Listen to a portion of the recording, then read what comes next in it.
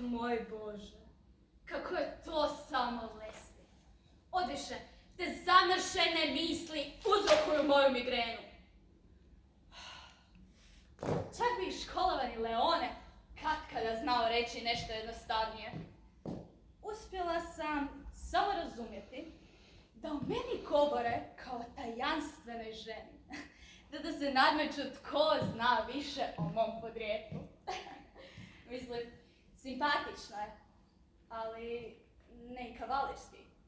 To kako muškarci raspravljaju o mojoj toaleti od šankog svile.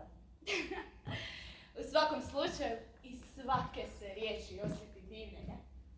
Znam da su mnogi od njih svojim ženama, ali i ljubavnicama, nabavili male bijele maltezere koji su se donjegradskim ulicama šetali poput živih jastučića. Oponašali su mog nesretnog Fifija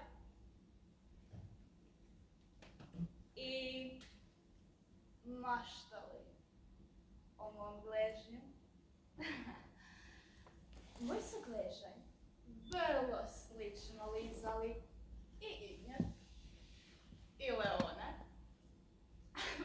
pa i Silverbrand, pa i mnogi drugi. A što ću? Težila sam ugoditi tijelu. Ono se moralo osjećati fino.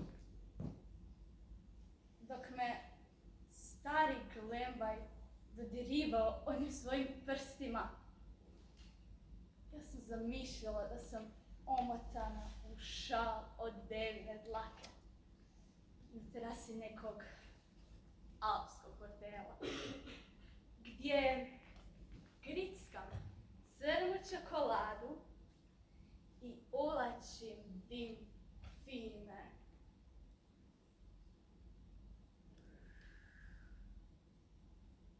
Engleske cigarete.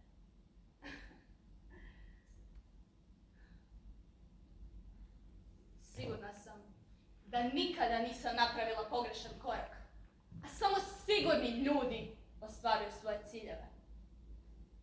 Smatrali su me neiskrenom, pokvarenom, licemjernom, nakaradnim bićem ukratko. Ništa nisam tajila. Da me Ignjat ikada ozbiljno upitao, sve bih mu priznala o sebi. Njega to, međutim, nije zanimalo.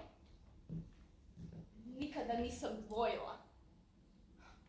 Možda samo jednom. I to sam skupo platila. Kada je one večeri bijedna Panika Canjek po sedmi put htjela ući u našu kuću Glembaj, tražeći tu prokletu šivaču mašinu. Trebala sam im za utjehu dati one velike kračke škare, ali nisam. I eto, što mi se poslije dogodilo? Ne. Prekasno je sada nagađati što bi bilo da je bilo.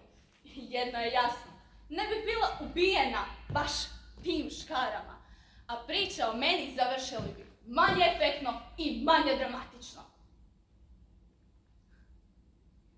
Ali mene i dalje ne bi bilo lako odglumiti. Da se mene pita, svoj bih život radije dala na interpretaciju ženi od životnog, a ne glumačkog talenta. Jer životni talent se ne ocjenjuje kroz glumačku diplomu ili kakve školske zadaće.